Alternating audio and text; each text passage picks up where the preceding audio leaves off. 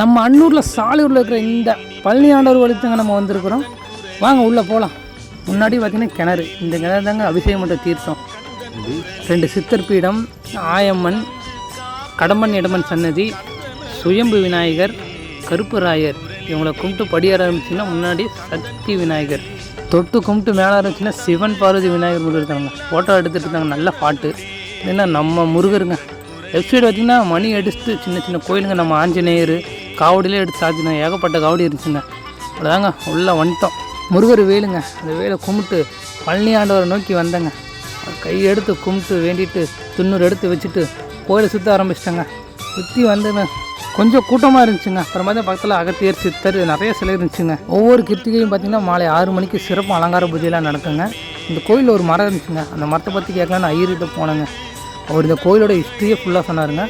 எனது பெயர் கோவில் அர்ச்சகர். பாரம்பரிய பூஜை புனஸ்காரங்கள் அப்பார், பாட்டன், முப்பாட்டன், அப்பா. என்னுடைய அர்ச்சகர் பெயர் சரவணகுமார். பூஜை புனஸ்காரங்கள் நடந்து கொண்டிருக்கிறது. ஹரஹர நம பார்வதி பதையே, ஹரஹர மகாதேவ. தென்னாடுடைய சிவனே போற்றி, எந்நாட்டவருக்கும் இறைவா போற்றி. சரணம். திருச்சிற்றம்பலம். உலகெல்லாம் உணர்ந்தோதற்கரியவன், நிலவுலாவிய நீர்மணி வேதியன், அழகில் ஜோதி அம்பலத்தாடுவான், மலர் சிலம்படி வாழ்த்தி வணங்கிடுவோமே வெற்றிவேல் முருகனுக்கு அரோகரை.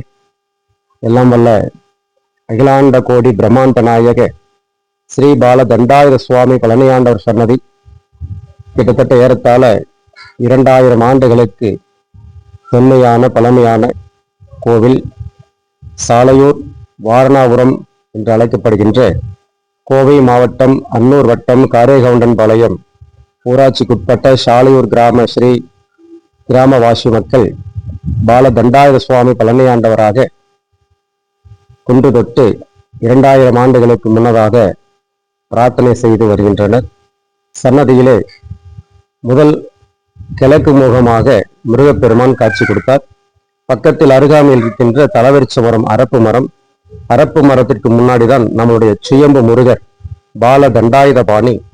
ஒவ்வொரு தைப்பூசத்தன்றும் ஊர் பொதுமக்கள் காவடி எடுத்துட்டு வந்து பால் காவடி, புஷ்ப காவடி, பன்னீர் காவடி போன்ற பிரார்த்தனை கேட்பவாறு ஒவ்வொரு தைப்பூசத்தன்றும் காவடி எடுத்துட்டு வந்து மடிப்பிச்சை ஏந்தி சங்கநாதம் பண்ணி பூஜை புனஸ்காரம் செஞ்சுட்டு வந்திருந்தார். இந்த 2015, 2016 ஏண்டின் மாத வருஷத்துல நமது ஊர் பொதுமக்கள் எல்லாம், சுற்று வட்டாரத்தில் ஊர் பொதுமக்கள் எல்லாம் சாலையூர் குடும்ப வலயம், பொன்னகரசம் வலயம், நலிசெட்டி வலயம், மங்காவலயம் போன்ற கிராமவாசிகள் பொதுமக்கள் எல்லாம் ஒன்று சேர்ந்து நம் கோவில் திருப்பணி புதுப்பிக்கலாம் என்று பெரியவர்களாலும் முடிவு செய்து இந்த கோவில் 2016 அன்று பாலாலயம் செய்து நமது ஊர் பொதுமக்களின் சார்பாகவும் சரவணம்பட்டி கோமடாலய சுவாமி அவர்களின் தலைமையிலும், அவிநாசி சித்திரபேர சின்னசாமி ஐயா சுவாமியுடைய தலைமையிலும், ஊர் பொதுமக்களின் தலைமையிலும் கோவில் பாலாலயம் செய்து கிளவரமாக இருக்கின்ற இந்த கோசாலையிலே நம் முருகப்பெருமானை பாலாலயம் செய்து 8 ஆண்டுகளாக பூஜை புனஸ்காரங்கள் எல்லாம் நடந்தது.